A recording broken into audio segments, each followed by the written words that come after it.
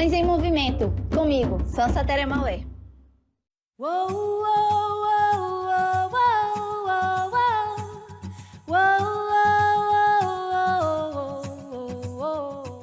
Fala pessoal, aqui é a Sansa Teremaué e nós estamos falando aqui da Sala da Maternidade da Fundação Nacional dos Povos Indígenas. Eu tô aqui com a Mayal Caiapó. Vocês vão ouvir aqui uns sons, que também é o Inoan Tucumã que tá aqui participando da nossa entrevista e vai ser muito legal, gente. A Mayal, ela é uma liderança indígena do povo Caiapó e ela tem uma trajetória muito bonita de luta e resistência, porque a gente acredita que ela é uma das mães em movimento que está aí no corre desde criança, desde muito nova, e nós vivemos esse movimento, nós somos o movimento, nós somos do movimento, né, Mayal? Mayal, explica para quem está nos ouvindo que lugar é esse que nós estamos e como tem sido essa rotina de volta aos trabalhos. Bom, quero agradecer o convite. Obrigada. Fico muito feliz, acredito que é muito, muito importante a gente levar a nossa mensagem, o nosso trabalho, a nossa visão de mundos, né, de povos diferentes também, que os nossos filhos estão num contexto diferente, uma geração diferente da nossa, geração diferente dos nossos pais, né? E eu acredito que é importante esse momento, até mesmo para dar força para outras mulheres indígenas que estão na luta também, estão em movimento também, né? Assim como a gente, e com os filhos no colo, né? Eu retornei há pouco tempo, né, ao trabalho. Ainda estou numa fase de adaptação, né, aqui na FUNAI. É um momento um pouco bom no sentido de retorno ao trabalho, retorno a esse espaço, mas ao mesmo tempo uma dor de deixar, né, o filho em casa, né, de estar também nessa transição de lugares, né? E aqui a gente está na sala de amamentação da FUNAI, que é uma sala que eu trago o meu filho aqui para poder colocar ele para dormir, então isso é muito importante.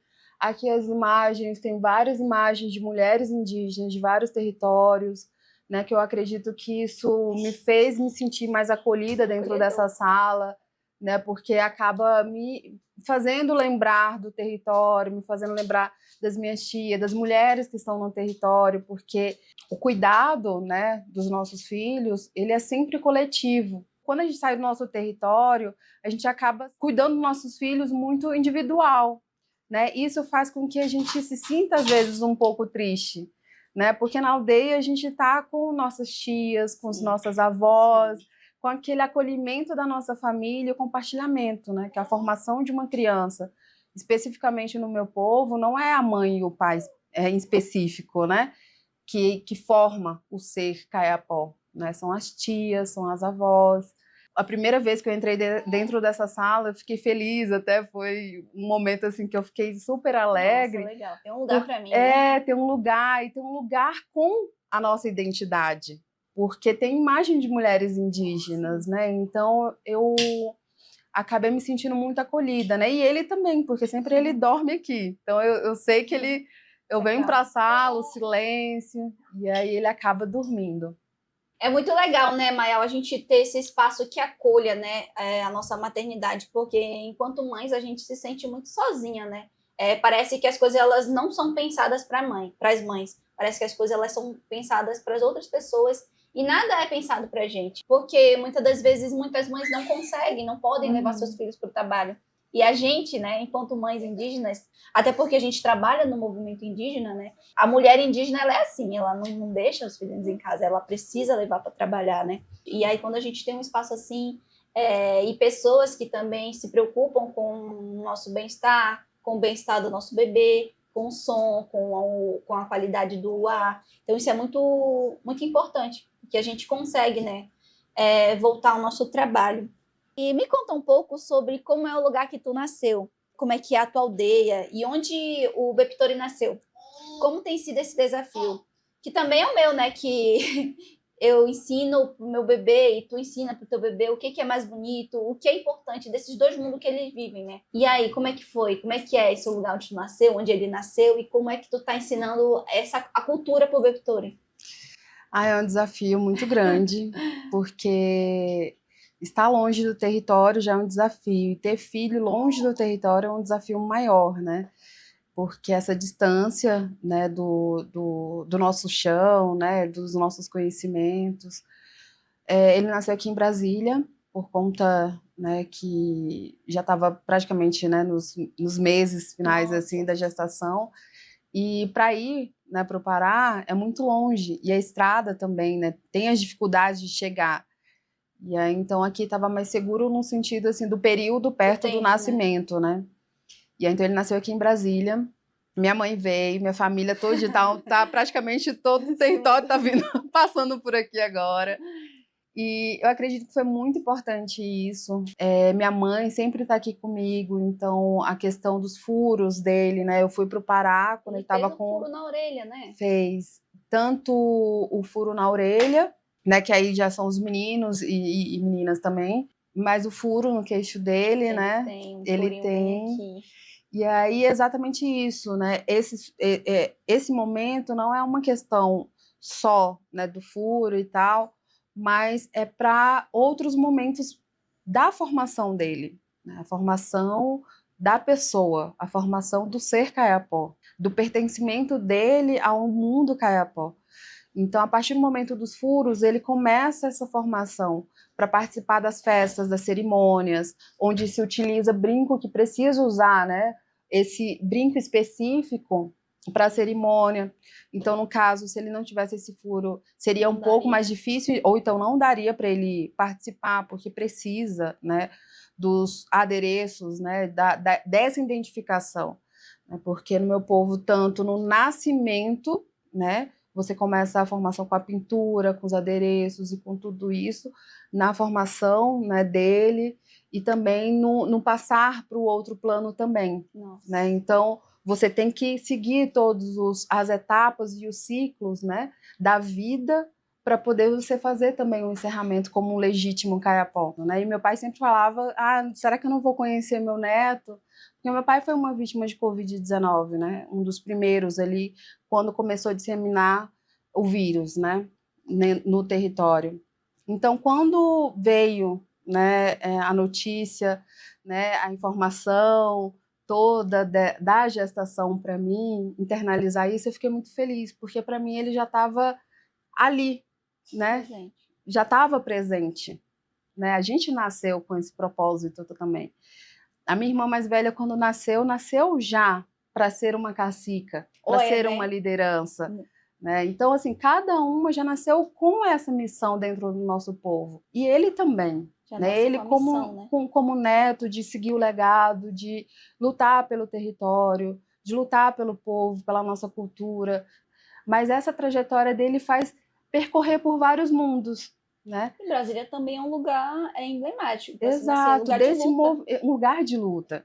Então ele nasceu no lugar entre mundos, entre pontes, né? Entre lugares e estados, né? Que faz com que ele faça esse caminho também. Então, quando voltamos para o território, ele fez as perfurações, né?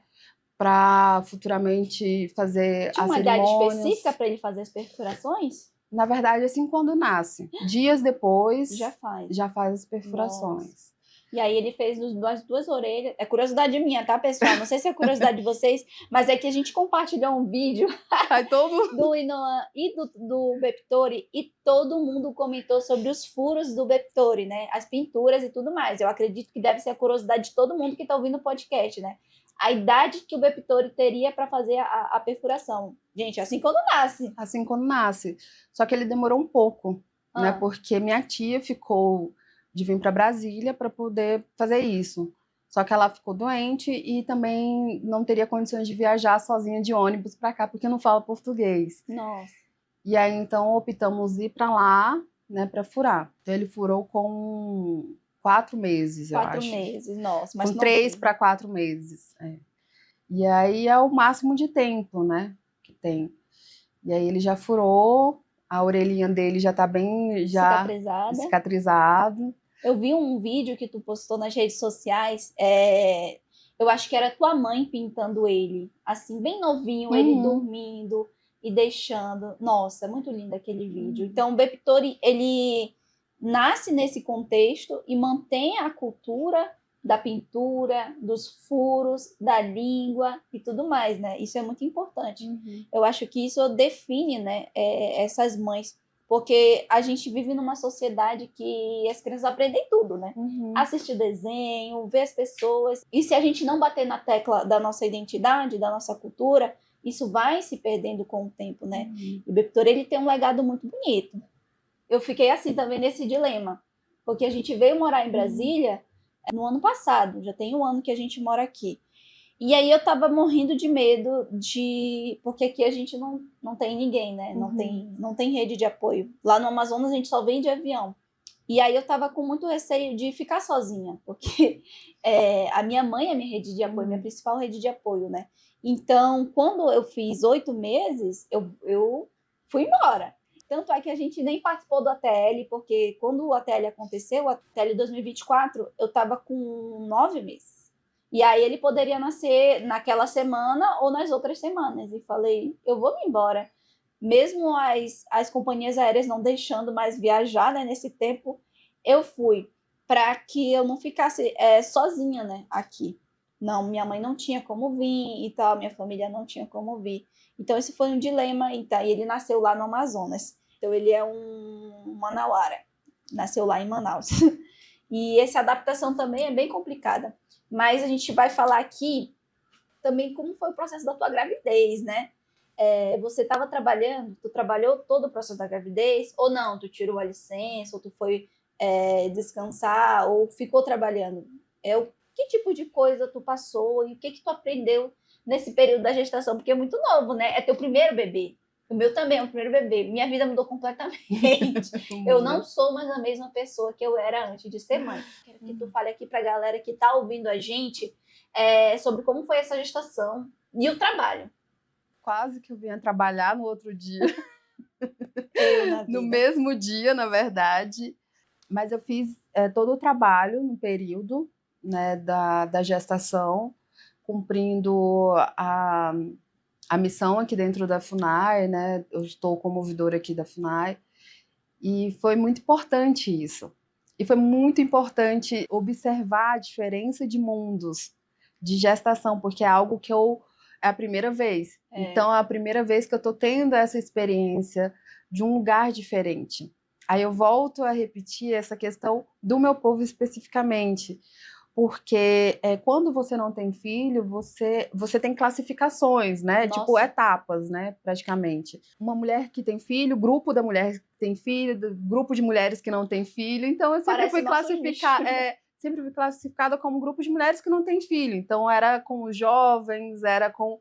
E a partir do momento da minha gravidez, eu fui para uma outra etapa da vida, né? E essa etapa da vida não me faz mais pertencer a esse outro grupo, né? E de conhecimento, de respeito, enfim, de todo o contexto, né, de uma gravidez, né, de estar gerando. Eu acredito assim que esse momento, né, de trabalho foi importante para observar também como que é a legislação do Cubendo não indígena e a nossa forma de cuidado dentro do território e a nossa visão, né, de mundo, de cuidado. Porque se eu tivesse um território, né, a mulher não trabalha, né?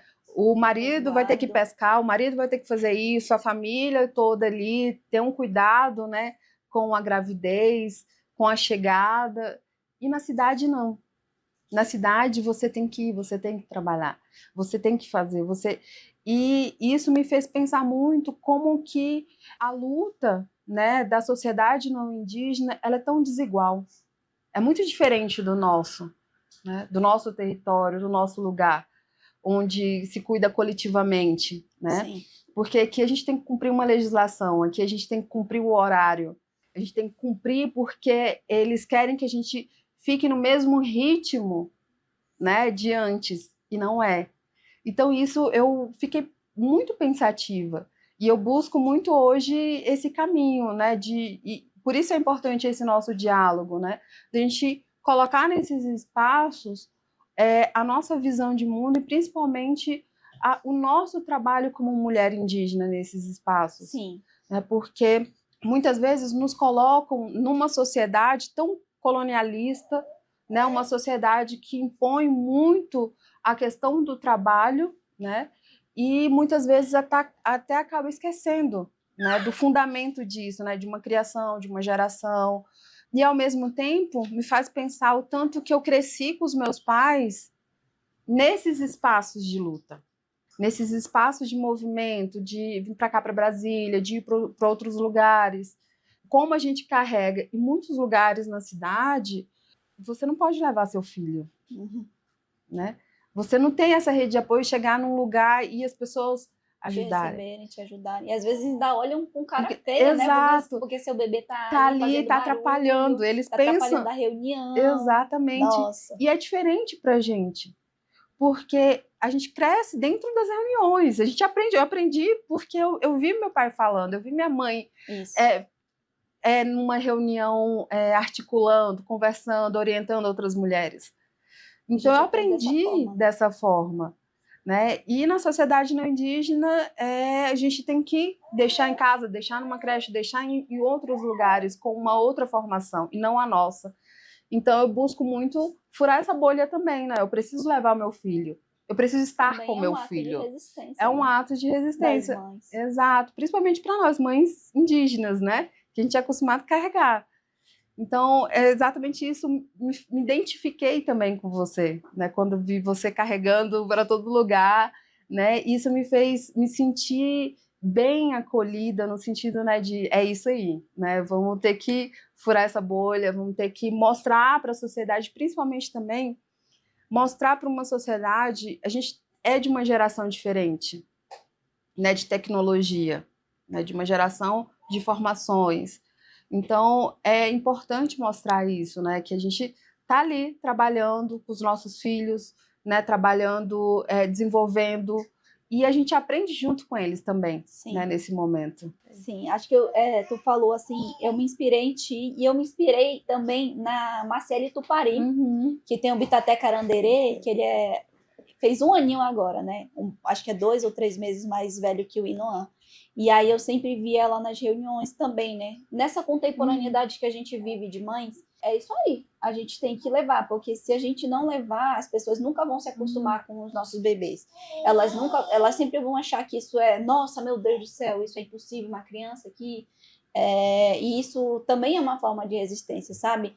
E eu acho que esse papo aqui é muito importante. Eu espero que a gente consiga furar a bolha, porque ainda existem muitas pessoas que não nos aceitam nesses espaços. Muitas pessoas que acham que, elas querem fazer o bem pra gente. Vocês poderiam estar em casa descansando, mas se eu estar em casa descansando, o mundo não vai parar. O mundo só vai parar pra mim.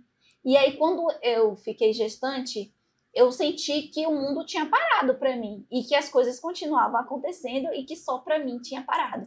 E que só pra mim que as oportunidades não apareciam. E a gente não pode se dar o luxo de parar. A gente não pode se dar o luxo de esperar que as coisas aconteçam, porque a gente não tem quem faça pela gente. Então, é um momento em que a gente mais precisa ser forte e mais precisa contar com a resistência, né? E eu senti também, eu não sei se tu se sentiu assim, em que eu precisava me doar 2 vezes mais, porque eu estava gestante. Como se estar gestante fosse uma coisa errada dentro do trabalho. Nunca me falaram isso, mas eu me senti na responsabilidade de me doar 2 vezes mais, de fazer da conta para que as pessoas não viessem a falar, tipo, ela não dá conta porque ela é mãe. Mas é um processo, sabe? Porque a gente também se cobra muito, né? Tá, vamos para a segunda pergunta, senão a gente vai passar o tempo todinho aqui. E tu foi parar na política, né, mana? Candidata a deputada federal. Como é que foi isso? É uma longa história, mas vou tentar resumir um pouco. Na verdade, minha irmã estava como candidata a deputada federal, a UE. Ela já estava nessa articulação junto com o povo, né, junto com vários apoiadores, e a decisão dela também é se candidatar. E no meio desse percurso, né, ela descobriu a gravidez, e logo depois a questão em relação que ela descobriu o câncer. E então, nesse tempo, inicialmente, da gravidez, né, todo mundo, já começamos a campanha, então precisamos dar continuidade. E eu estava fazendo mestrado em Belém, na área de Direitos Humanos, na UFPA. Então, já estava, acho que com 1 ano de mestrado, mais ou menos.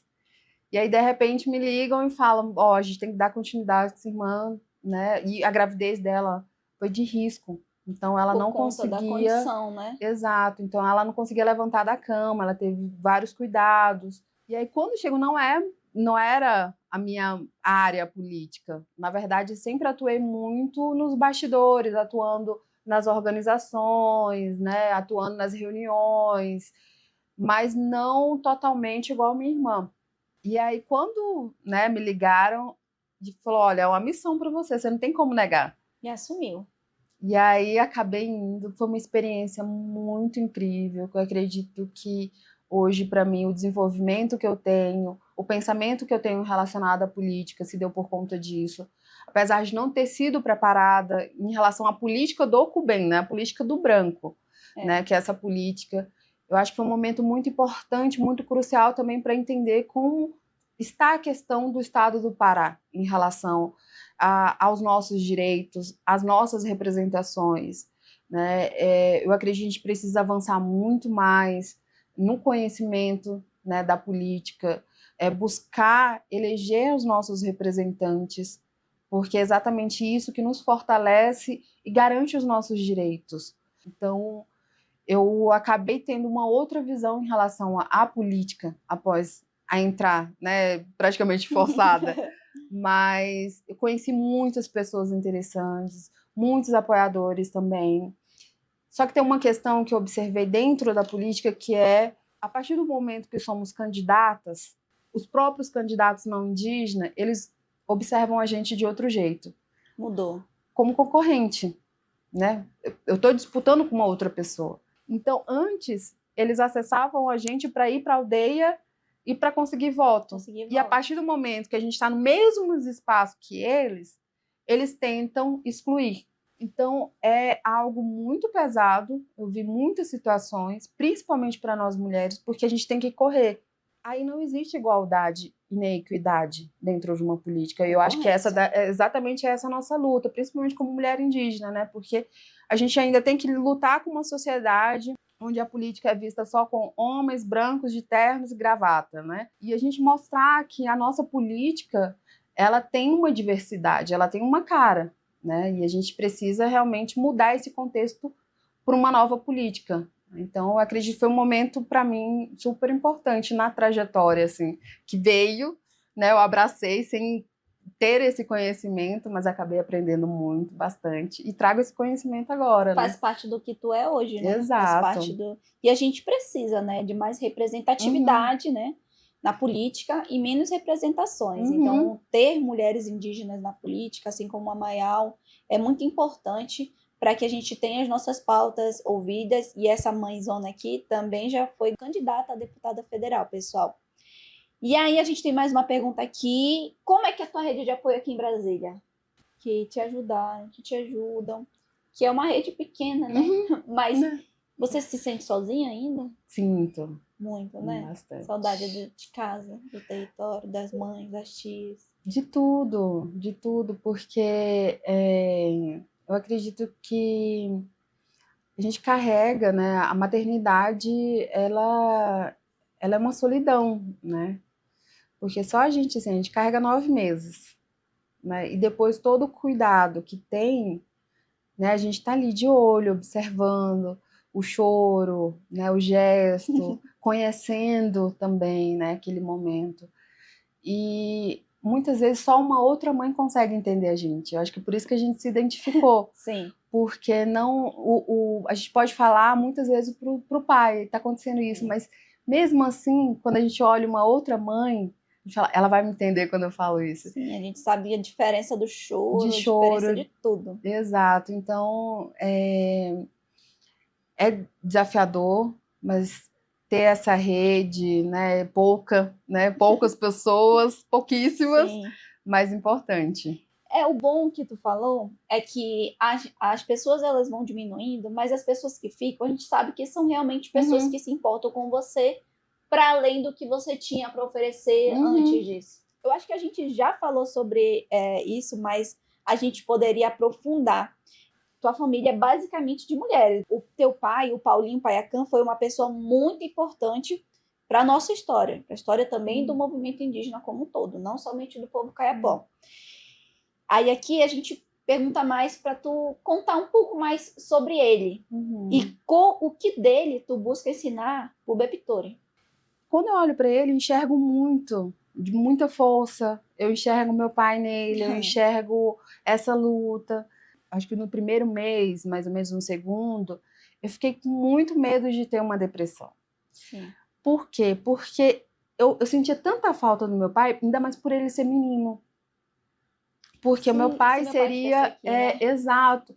Todas as vezes eu me pegava e perguntava, se meu pai estivesse aqui.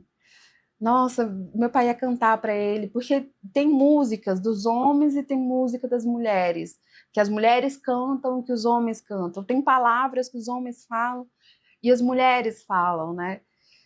E aí eu fiquei nessa angústia, né? Só que foi um processo, depois eu comecei a entender que esse legado está comigo. Então é a minha missão de transmitir o que o meu pai me ensinou, né, para ele. O que meu pai me ensinou em relação à luta, ao conhecimento, ao nosso povo, né, o respeito que ele precisa ter com as pessoas, o que ele precisa conhecer sobre a nossa terra, a nossa floresta. Então ele está ensinando muito a minha família de mulheres, né? Ele está mostrando um outro olhar sobre a nossa luta, sobre o nosso entendimento, sobre mundos. E eu vejo isso muito no meu filho, né? Para onde a gente está, todo mundo está carregando ele, todo mundo está ali. Então, o filho do movimento também. Exato. Né? E ele está ali, assim, cumprindo isso. E a gente está mostrando esse caminho da melhor forma, assim. É difícil, a gente está tentando, a gente está buscando transmitir isso, né? De acordo com os nossos conhecimentos também. É muito importante que a gente traga as crianças para as reuniões, porque eu aprendi assim. Eu acho que se nossas mães não tivessem levado a gente para as reuniões, para os atos, para os manifestos, de que forma a gente aprenderia, né? Então, acho que isso a gente também precisa fazer pelos nossos filhos, né?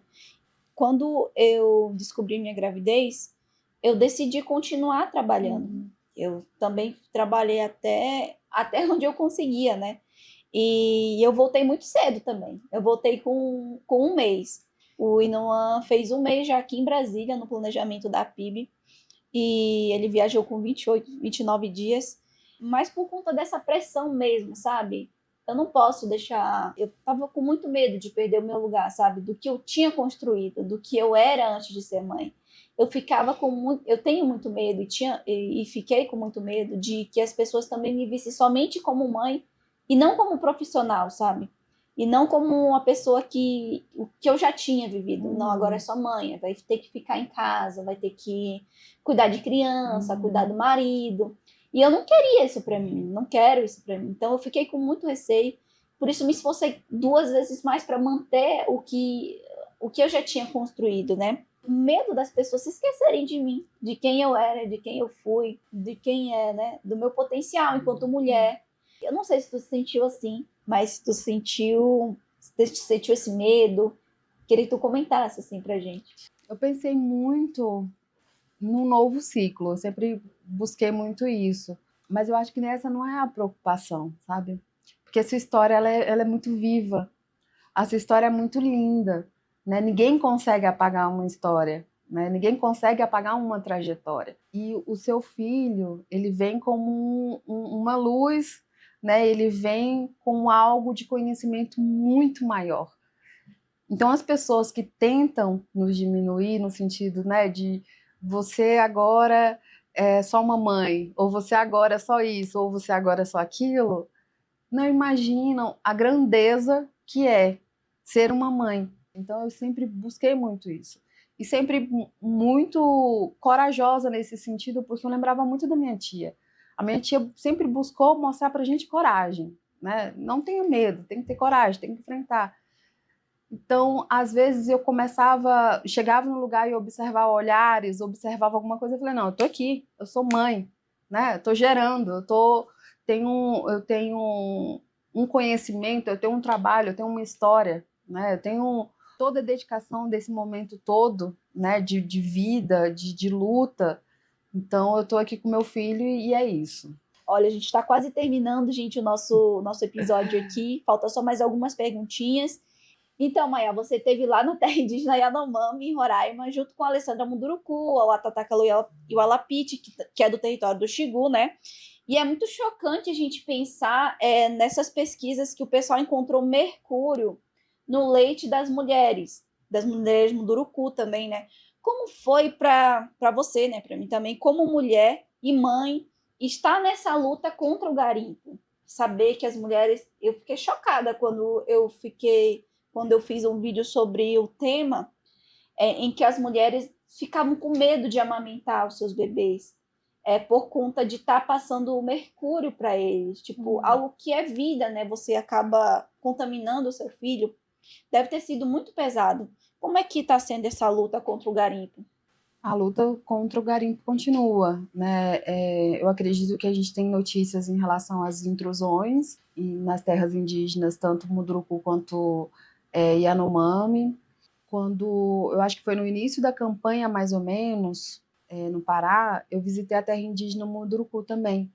E coincidiu justamente no dia da entrega dos dados ou do relatório, não lembro bem a palavra, do grau de contaminação de mercúrio nas mulheres no povo Munduruku. Foi um momento muito impactante, foi um momento muito triste também, porque o pessoal da Fiocruz estavam e aí eles, né, com o envelope, entregaram para cada pessoa, né, que tinha feito É tipo um a coleta, teste? foi a Nossa. coleta.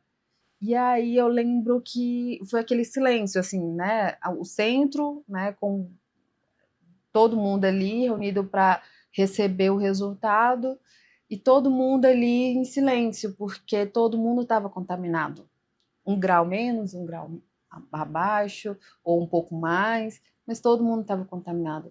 E estar naquele momento, para mim, nossa, foi muito chocante, porque exatamente sentia aquela tristeza, principalmente das mulheres, porque foi exatamente isso. Primeira coisa que as mulheres, elas começaram a falar, né, a amamentação, né, de estar transmitido para os seus filhos. A minha tia sempre falou em relação a isso, contra o garimpo no território Kayapó, porque a terra indígena Kayapó, ela é uma das mais devastadas também pelo garimpo, né? Lá não tem o estudo sobre o mercúrio, né, ainda. Mas eu acredito que é muito importante ter esse estudo sobre o mercúrio na terra indígena Kayapó, porque a gente não tem dados diretos, né, sobre o grau, né? Tipo, tantas Mas sabe mulheres, que mas tem, a né? gente sabe. A gente não precisa de estudo para falar. Eu vi uma matéria exatamente sobre isso que tu estava falando, sobre uma pessoa que estava lá.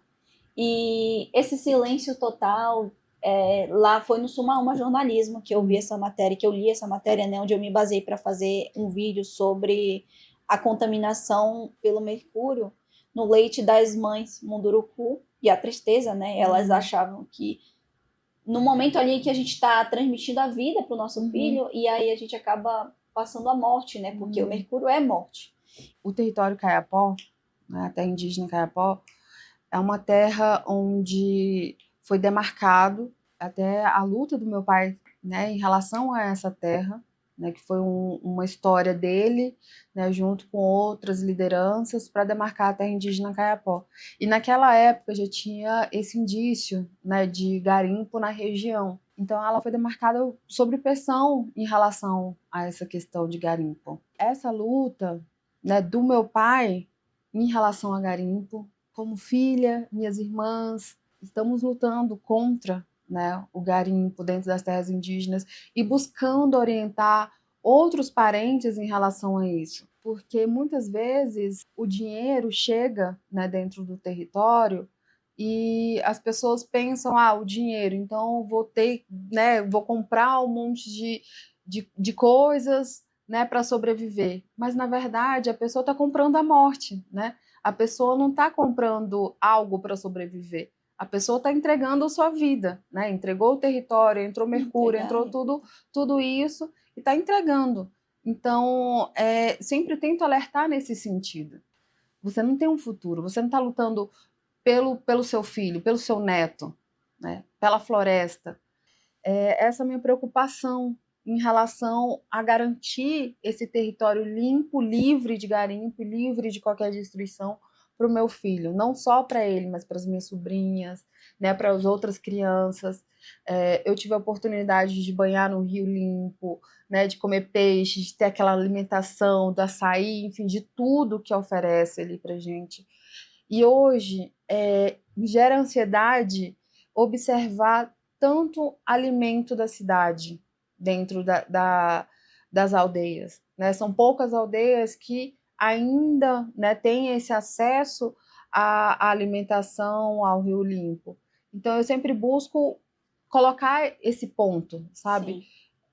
Não, a gente não quer garimpo exatamente por conta da nossa sobrevivência dentro da nossa terra. Essas informações que chegam toda hora para gente sobre o nosso território, sobre a nossa vida, é o que deixa a gente ansiosa, né? E esse ano é ano de COP30. Vamos ver, né? O que a gente vai ter para esse ano. Mas agradecer a galera que está ouvindo o nosso podcast, que a gente já está no final. E a nossa última pergunta aqui do nosso quadro tem a ver com cultura. E uma das melhores coisas da nossa cultura são as festas. Eu quero saber, também estou pensando aqui, como é que você está se preparando e se planejando para a festa de 1 ano do Beptore? Como é que vai ser? Não sei, né? Você pode dar uns spoilers, mas a gente está querendo saber. Para contar sobre a festa, né, que é uma cerimônia, é um ritual muito importante. São várias cerimônias, várias festas que tem dentro do povo, mas essa cerimônia ela é muito importante, que é um momento de nomeação, né, dos meninos. A minha mãe, né, a gente ficou muito pensando nisso exatamente por conta da falta do meu pai. Né, a gente ficou até indecisa, será que a gente faz, a gente participa ou não? E aí minha mãe, de repente, falou, não, vamos, né, vamos fazer. E é uma cerimônia que o nome é BEMP. Os meninos recebem, né, o nome com o prefixo, né, BEP. Né, por isso que tem Beptore, né, o nome do meu pai, tradicional Bep Cororoti. Então recebe vários outros nomes nessa festa, que são os nomes da família. Né? Então são os nomes da família do meu pai, né, da minha mãe. Então é um momento, uma cerimônia, eu acho que dentre todas, a mais importante que tem. Porque ser bem, né, que é um pouco ser água, né, ela é um momento onde quem participa, né, dessa cerimônia, quando está em algum lugar, fala bem, mas ele é bem, significa uma pessoa, uma oratória que vai conduzir o seu povo na luta. É um perfil do meu pai, praticamente, em relação à luta. Ele tem que ser tantos nomes belos, mas também ele tem diretrizes e tem que cumprir a missão, né, em relação à luta do povo, né, do território, enfim, de tudo. Então ele tem que ter um perfil, né, ele tem que ser um homem, né, de honra, né, basicamente isso, assim. Essa cerimônia, ela acontece sempre no mês de verão, né, do Pará, que é entre junho e agosto, mais ou menos. É uma cerimônia que é anunciada 1 ano antes, né, a família que é anfitriã, que é, no caso, a minha família, né, desse ano. E aí essa família começa a preparar toda a festa, né, em relação, então, acá o momento de caça, né, o momento em relação aos compadres, que aí começa o círculo familiar além da nossa família, que aí ele ganha outras famílias, né, que vão acompanhar ele durante a cerimônia. Então, outros pais, outras tias, né, os compadres, né, então ele começa essa formação dentro dessa cerimônia também. E é muito importante falar isso porque sempre me perguntam a questão de nomes, né? É um exemplo, meu nome Maial, ele é um nome que meu pai praticamente inventou, assim. Então ele juntou uma coisa com a outra e é Maial. Só que o meu nome Pampunu, né? Pampunu é da cerimônia da festa dos homens, né? Que é uma festa, tem as festas das mulheres, dos homens, mas não necessariamente a festa dos homens, só os homens participam. Na festa do bem, sim. Mas aí, nessa cerimônia, eu recebi outros nomes, né, da família do meu pai, da família da minha mãe. E é muito interessante falar de nomes porque é a continuidade de gerações dentro do meu povo. Um exemplo, Pampunu. Pampunu é o nome da minha avó, da minha bisavó, Que tu herdou. que eu herdei. Então, um exemplo de Pampunu, como eu disse, né, anteriormente, o meu pai perdeu a mãe dele muito cedo, né, e um dos nomes dela é Pampunu. E aí um outro parente da aldeia, na época, ele queria colocar o nome da filha dele de Pampunu. E aí ele pediu permissão para o meu avô, Tiquiri, na época. E pediu para ele, eu posso colocar o nome Pampunu na minha filha?